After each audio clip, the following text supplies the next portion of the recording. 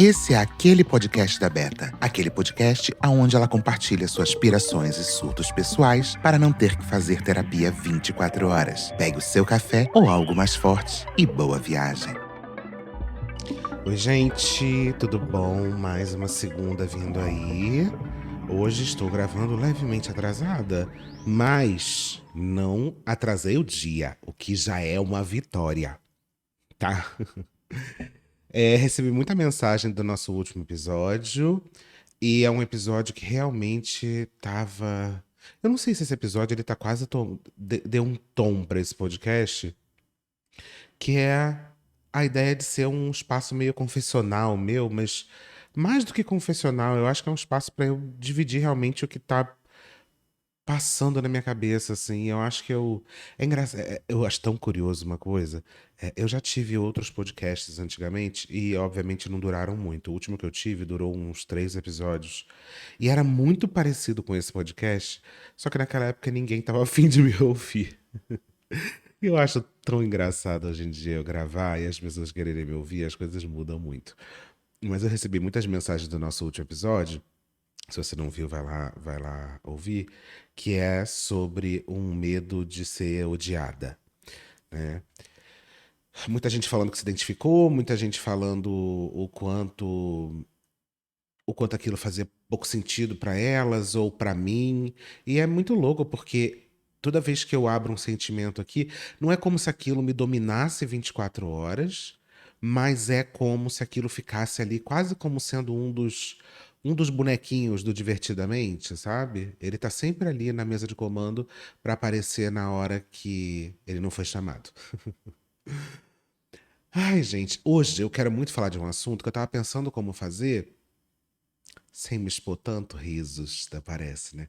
Quer falar sobre ansiedade. E é um tema recorrente nesse canal, porém, eu já falei sobre isso em outros episódios, mas eu queria trazer isso com mais profundidade aqui do que eu penso, porque eu tenho uma teoria que fica rodando na minha cabeça sobre por que que a gente hoje é tão ansioso, por que que hoje é tão difícil a gente se relacionar com os outros. E vindo de uma pessoa com um autocontrole muito forte, talvez isso me dê uma perspectiva de quando alguns sentimentos são muito exagerados, talvez a gente ganhe uma perspectiva melhor de da onde eles vêm. Eu não sei. Talvez é o que eu fico pensando. Bem, quero abrir um parênteses aqui, já é em homenagem ao nome do programa, para falar que, bem, eu sou um bandista, né? Não sei se vocês sabem, há mais de 20 anos isso me deixa bem doida, porque ninguém na minha família seguia essa religião e com 18 anos eu fui num lugar e desde então eu nunca mais saí. Do lugar eu saí, mas nunca mais saí desse universo. E esse episódio não é sobre religião especificamente, mas essa vivência me trouxe algumas coisas muito estranhas. E eu falei no meu último episódio sobre uma sensação que às vezes eu sento olhando para o nada e sentindo que eu posso ser feliz. E é curioso porque um dos lugares que eu mais sinto isso é quando eu tô dentro desse universo. E por que eu tô trazendo isso? Muitas vezes quando eu tô lá no lugar onde eu frequento, às vezes eu fico sentado assim olhando pro nada e fico e me bate essa sensação, né? Essa sensação de que parece que o mundo tá andando num outro ritmo, que quase como se o ar tivesse assim uma textura, sabe? É curioso, como se o sol tivesse ali desenhando as coisas e me dá uma sensação de completude, assim, de felicidade, de que o mundo podia acabar ali, eu tava feliz, estava tudo certo. E eu tenho pensado muito sobre isso. Eu lembro que eu já tive, antes de vir para São Paulo, eu já tive essa experiência no Rio, né? E aí eu fiquei até muito triste quando eu saí do Rio e vim para São Paulo, porque eu sentia que eu não tinha mais isso. Muitas vezes a gente ia lá, pro lugar onde eu frequentava, e a gente ia sexta-feira, só voltava domingo. E fazia isso não por obrigação, mas porque era muito bom estar ali. Era muito bom estar naquele espaço. E eu ficava tentando entender o que que me deixava tão bem ali. E eu sentia essa sensação de felicidade, mas não sabia bem por quê e talvez nem pensava tanto. Eu tenho pensado mais agora. Talvez eu nem pensava tanto de por que aquilo me trazia tanta alegria. Só me dava esse lugar, sabe? Como se o mundo, como se, como se tudo tivesse se alinhado em algum momento e como se você realmente tivesse tido uma oportunidade de olhar por cima e ver que estava tudo no lugar certo e na hora certa. E isso é muito estranho. E uma coisa que eu percebi é que nesses lugares, normalmente a gente se foca em fazer coisas que são simples. Nesse meu último terreiro, não tinha nem sinal de telefone. E eu também comecei a perceber isso, que eu tinha que ficar um pouco mais afastado do telefone. Mas aqui eu tô entrando nos lugares que são meio óbvios, assim. É, naquele lugar, as coisas eram simples. E antes de tudo, tinha uma sensação ali de que estava eu junto com outras pessoas, né?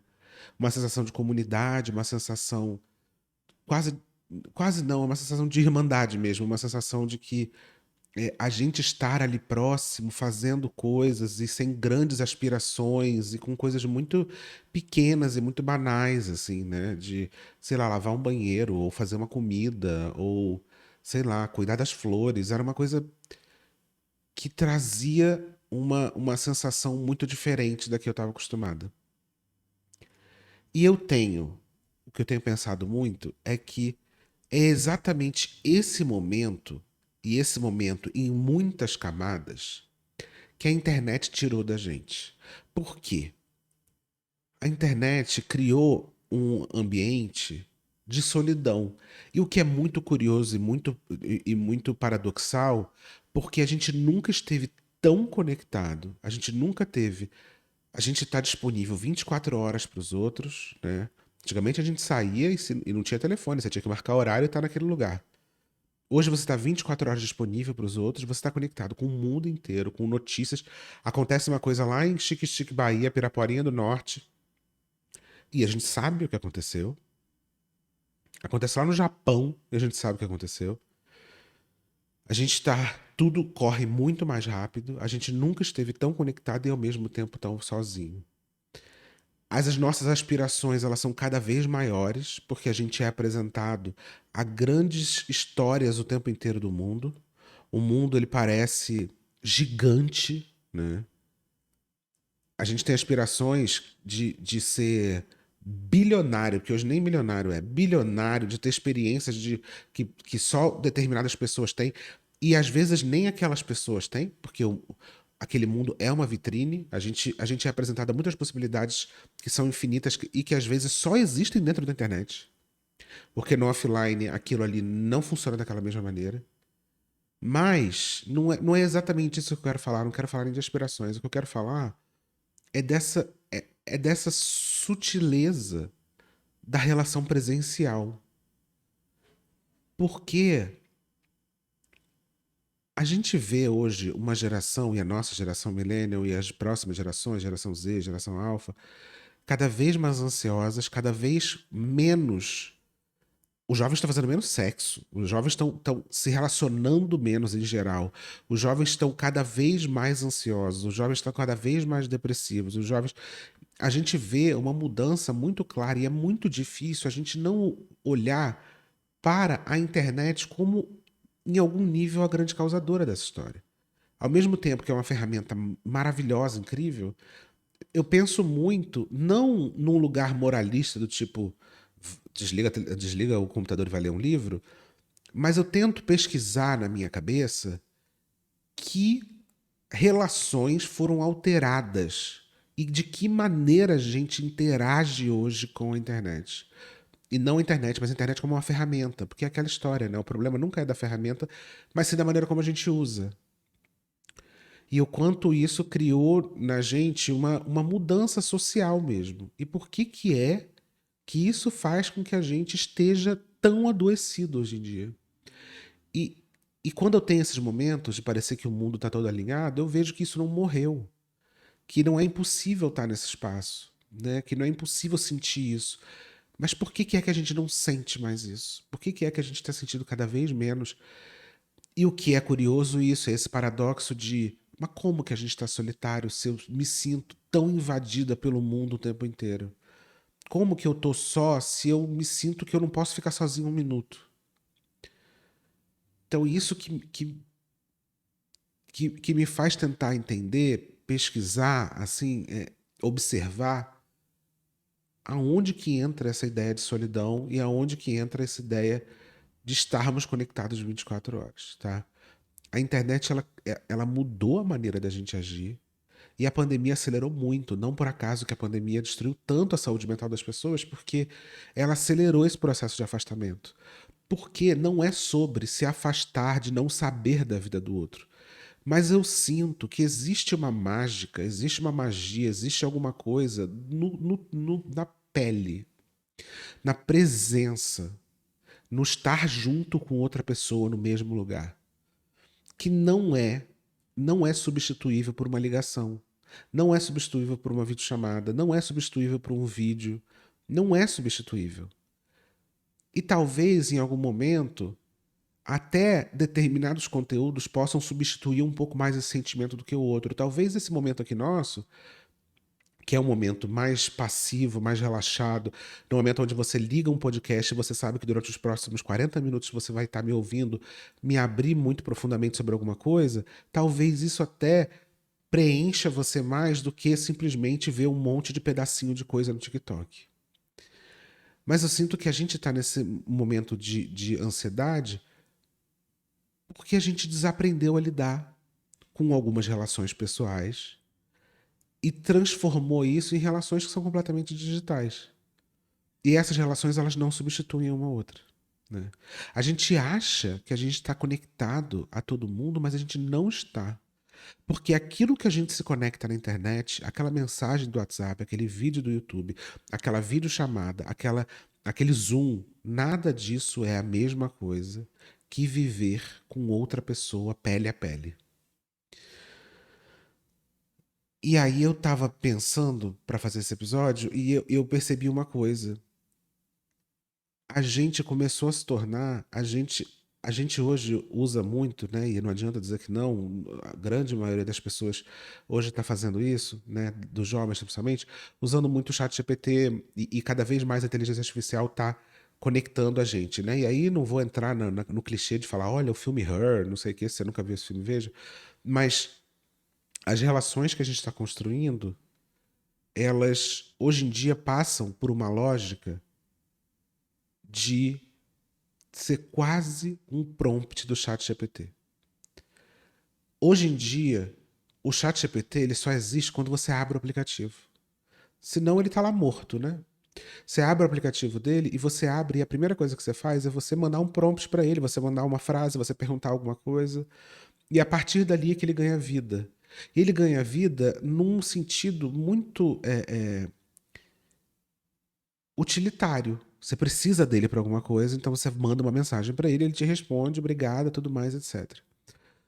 E eu sinto que isso não é tão diferente de você abrir o WhatsApp e mandar uma mensagem para alguém. Aquela pessoa ela tá morta, ela não existe. E em algum momento, por uma necessidade utilitária, você abre o seu WhatsApp, você manda uma mensagem para a pessoa e você espera que ela responda. E para mim não tem tanta diferença entre isso e um prompt do ChatGPT. A gente passou a ter essa relação que não é igual você estar na mesma sala com uma pessoa e conversar com ela, né?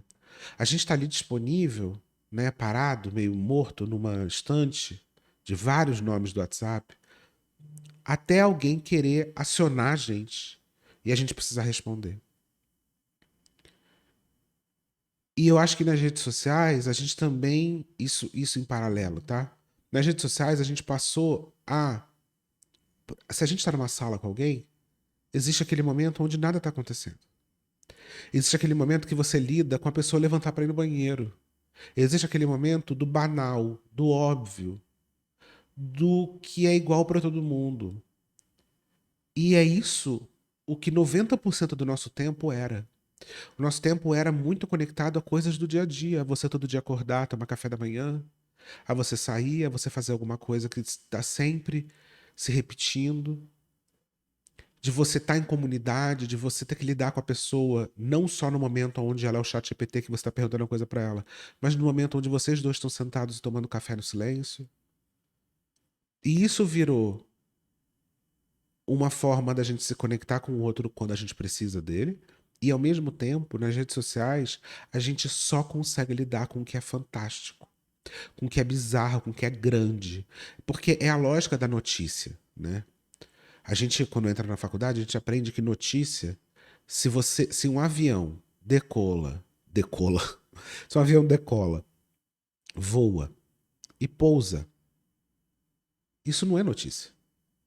O que acontece todo dia não é notícia. Se você vai fazer o café, e aí o café, você vai lá, ferve a água, passa no filtro, vai lá e bebe, não é notícia.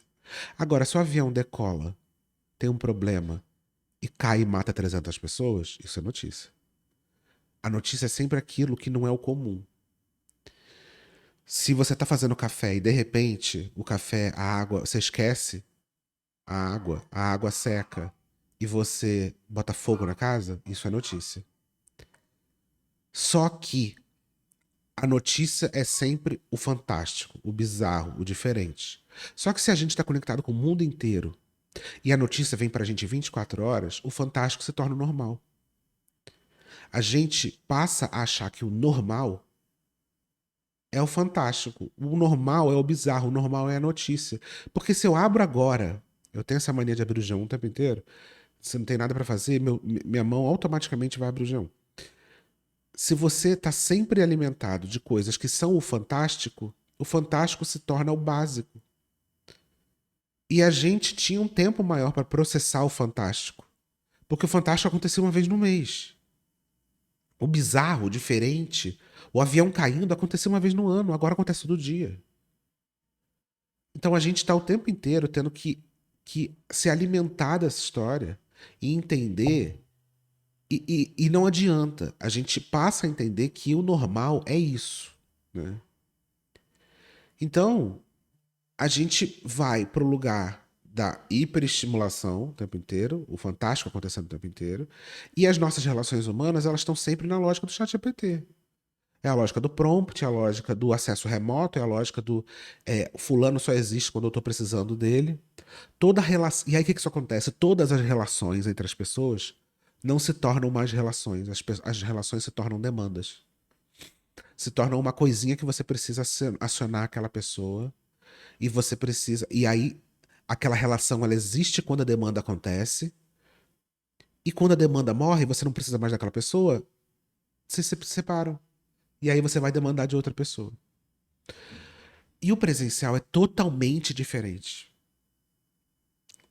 A real é que a gente desaprendeu a lidar com o vazio. Que é aquele momento que tá todo mundo junto fazendo nada. É aquele momento que você tá ali com outra pessoa e não necessariamente aquela pessoa tá ali para ser demandada. Você não tem um chat, um prompt para ela. Ela simplesmente está ali convivendo.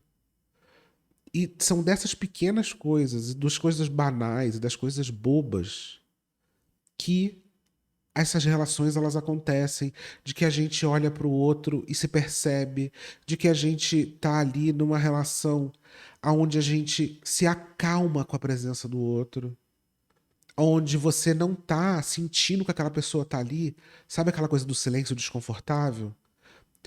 Eu sempre falei isso e eu comecei a perceber que é muito além disso. Eu falei, nossa, se tem uma coisa que eu amo na minha relação com o Caio, é que a gente fica em silêncio junto. E eu comecei a perceber que, na verdade, isso não é uma qualidade do nosso relacionamento.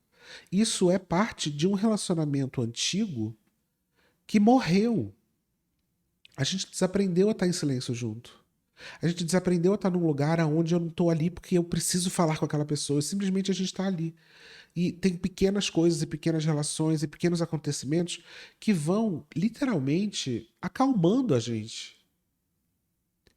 Porque se a gente está sendo demandado o tempo inteiro, se toda relação é demanda, se toda notícia é bizarra, se a gente está sempre lidando com o fantástico e a gente está sempre.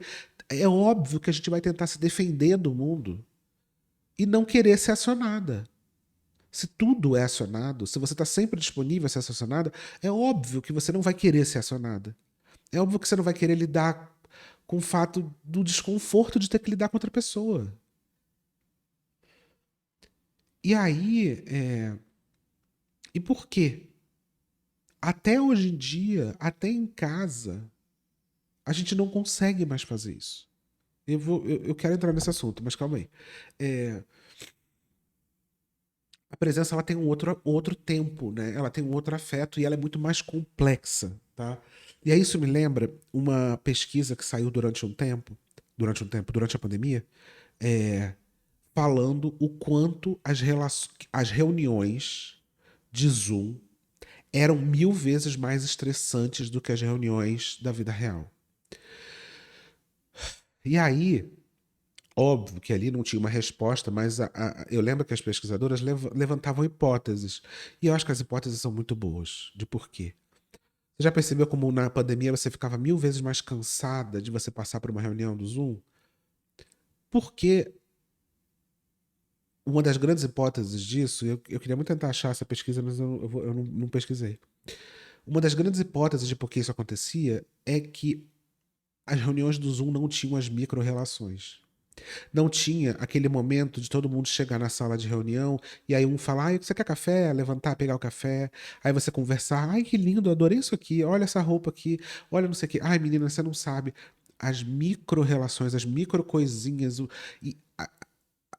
as outras coisas que não são só simplesmente você estar lá conversando. E até no Zoom a gente tentava emular isso em algum nível, mas não conseguia. Por quê? Porque não tem a presença. E literalmente a presença tem a ver com você conseguir ler o corpo do outro, você conseguir ver se a pessoa tá mal, se ela tá feliz, se ela tá triste, se ela tá acanhada. A gente olha no outro e não conscientemente a gente tem essa noção, mas inconscientemente o nosso corpo sabe ler o outro. E essa leitura do outro traz uma calma quando a gente fala uma coisa e o outro, você percebe no corpo do outro que o outro entendeu ou que o outro não está entendendo. Isso tudo cria conexão entre as pessoas. E no Zoom é muito difícil, porque no Zoom, primeiro, você não tá vendo o corpo todo do outro, você não tá vendo direito as expressões, porque a conexão nem sempre é maravilhosa, a câmera nem sempre é maravilhosa, você não vê as expressões direito, aquela pessoa, ela tá muito mais preocupada se a conexão tá ruim, se tem barulho de obra no apartamento do lado, se tem uma criança de repente entrando, se o seu marido vai passar pelado atrás. Quer dizer, você tá, além de trabalhar, você é o técnico do TI, você também produz aquele espaço. São milhões de outras coisas que, assim, se isso acontecesse numa reunião presencial, não seria tão estressante. A gente estaria aberto àquilo acontecer. Mas no vídeo, não. No vídeo parece que a gente entra numa lógica quase de produção de conteúdo onde tudo precisa ser perfeito. E é muito louco porque eu percebo o quanto nos meus conteúdos eu abraço o errado. E eu achava que isso era uma coisinha brincadeira minha, mas eu acho que não, talvez muito mais seja quase uma, uma bandeira, assim, de mostrar como as coisas dão errado, como tudo pode dar errado, como tudo pode acontecer, né? Como pode cair a luz, como pode não sei o quê, e tudo isso faz parte do conteúdo. Eu achava que isso era um gimmick, né? Uma piada. Mas não, eu acho que não. Eu acho que é tentar trazer um pouco dessa humanidade para esse lugar do virtual. E aí é isso, nas conexões, na reunião de Zoom, você não vê aquela pessoa de verdade, porque aquela pessoa ela aprendeu que ela precisa performar um negócio. E não que a gente performe na vida, a gente performa na vida 24 horas. Só que essa performance ela se tornou cada vez mais higienizada. Isso sem contar que no Zoom a gente está se vendo o tempo inteiro. E isso causa uma autopercepção que muitas vezes tem muito. Eles até lembro que fizeram uma pesquisa uma época que dizia que as pessoas olhavam mais para elas próprias do que para as pessoas. Elas estavam conectadas a elas. E não por acaso a gente está infeliz com a nossa imagem, gente, porque a gente vive 24 horas com um espelho na frente da cara. A gente está se vendo 24 horas, é impossível a gente não se preocupar com a nossa própria imagem se aquilo está o tempo inteiro chegando para gente. Na internet, a gente tem a gente tá nessa lógica da demanda, na lógica do chat GPT, na lógica do eu aciono as pessoas só quando eu preciso, na lógica do eu não tenho conectado, eu não ouço aquele momento onde aquela pessoa entende uma coisa e ela se desmonta.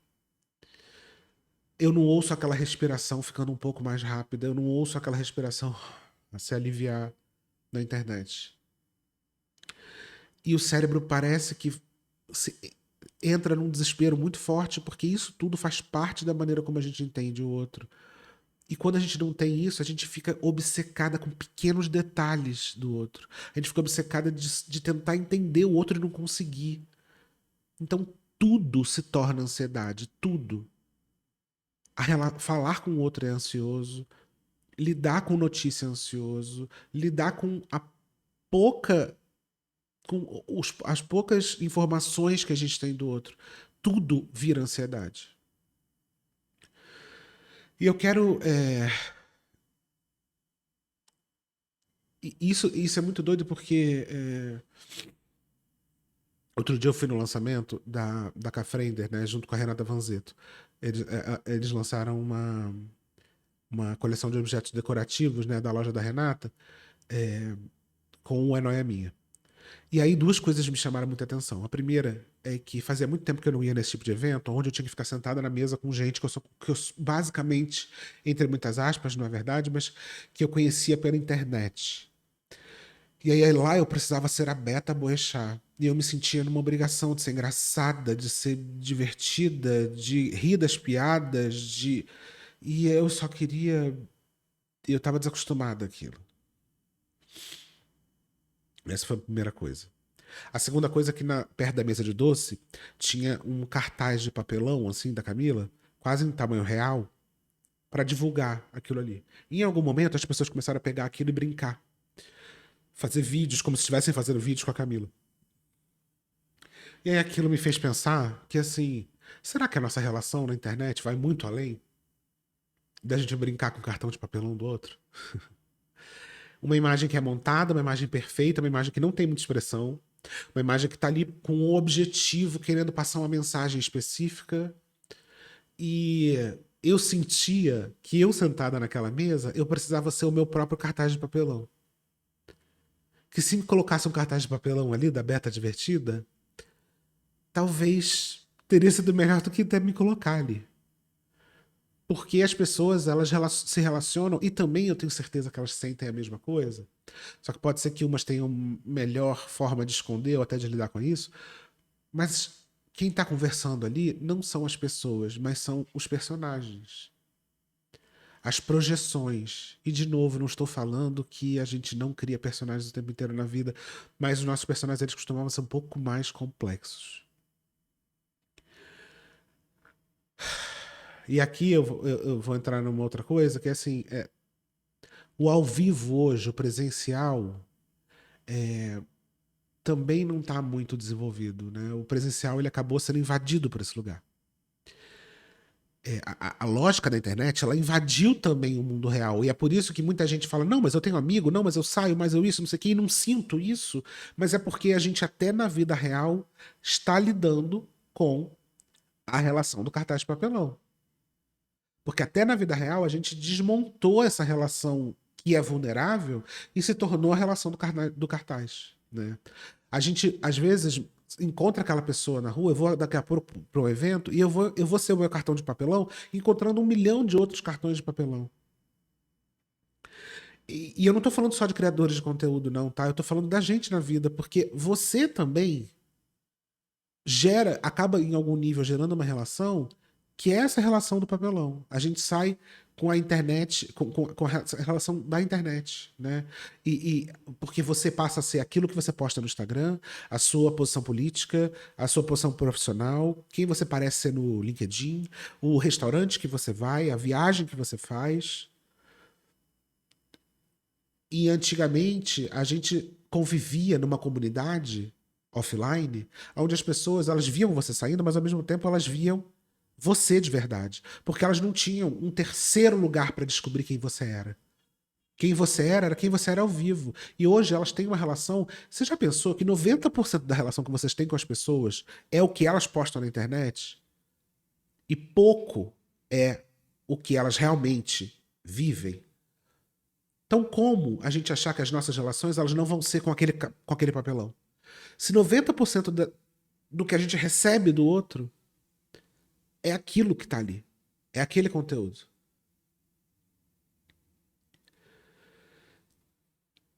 E aí, quando a gente está numa relação dessa, os 10% que a gente vive entre a gente, porque é isso que eu estava falando, né? Numa cidade pequena, sei lá, você tinha relação, você via o outro saindo, passando na rua.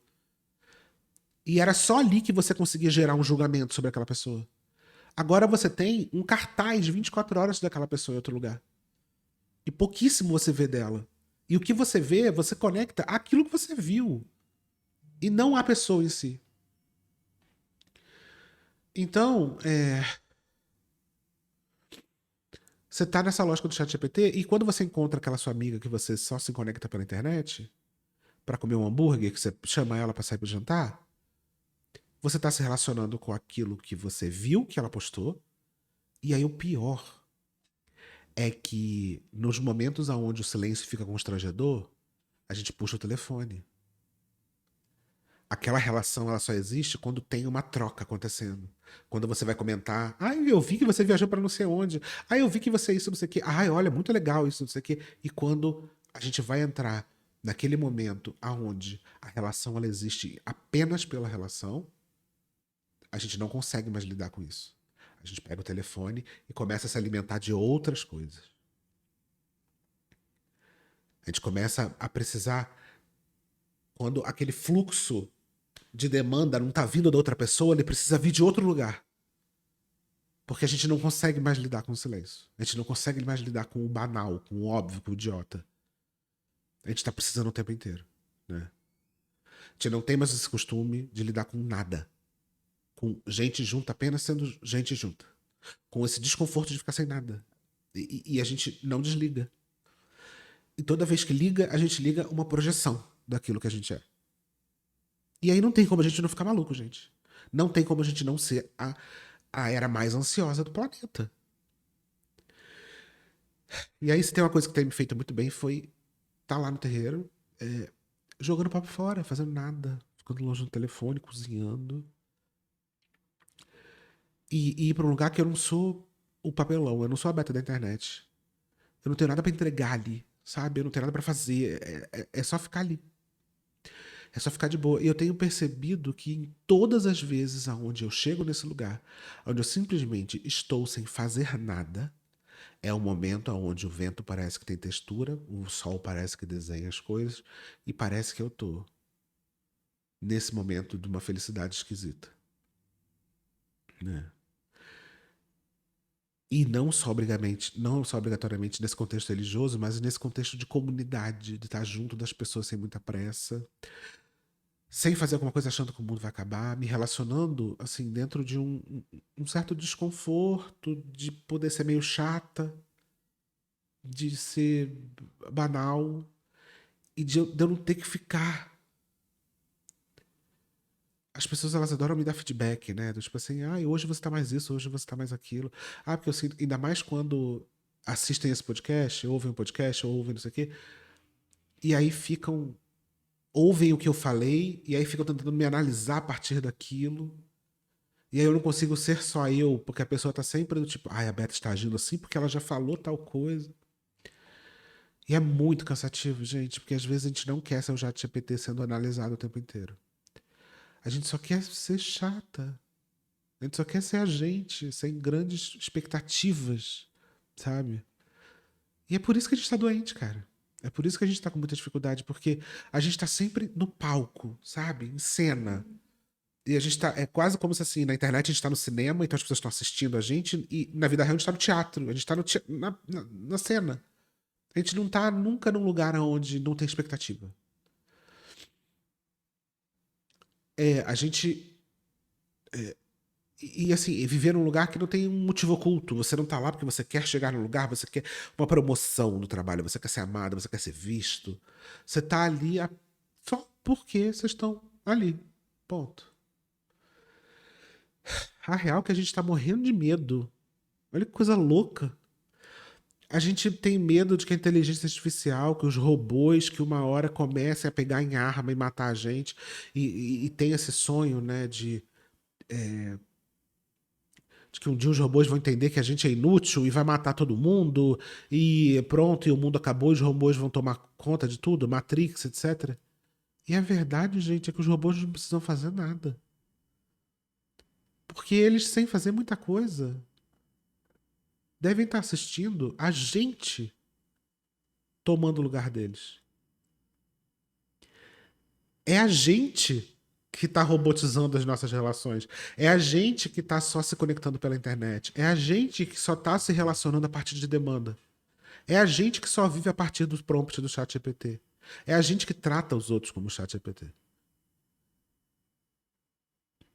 O robô não precisa fazer nada. Porque não é o robô que vai pegar em arma e dominar o mundo. É a gente que vai se juntar ao lado deles. E eles não precisam fazer muita coisa.